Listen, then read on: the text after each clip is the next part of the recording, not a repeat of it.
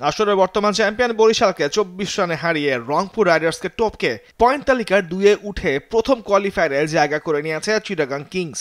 দুই দলের সমান পয়েন্ট 16 হলেও নেট রান রেটে চমক দেখিয়েছে চিটাগাং, যেখানে রংপুর রাইডার্সকে পেছনে ফেলেছে বন্দর নগরীর দলটি। ফলে নির্ধারিত হয়ে গেছে এবারের আসরের প্লে অফের লাইন আপ। তাই আগেই প্রথম কোয়ালিফাই নিশ্চিত করা ফরচুন বরিশাল লিগ পর্বের শেষ ম্যাচ হারলেও হয়নি কোনো ক্ষতি।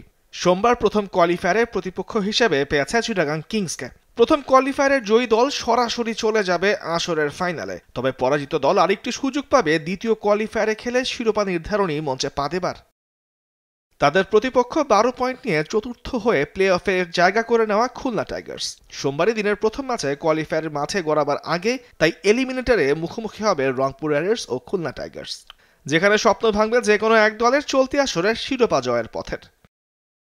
এলিমিনেটরে জয়ী হওয়া দল বুধবার মুখোমুখি হবে আসরের দ্বিতীয় কোয়ালিফায়ারে, যেখানে নির্ধারণ হবে আসরের দ্বিতীয় ফাইনালিস্ট। দুই কোয়ালিফায়ারের জয়ী দল বিপিএল 2025 সালের আসরের ফাইনালে মুখোমুখি হবে আগামী শুক্রবার। প্লে অফের সবগুলো ম্যাচ হবে মিরপুরের হোম অফ ক্রিকেটে।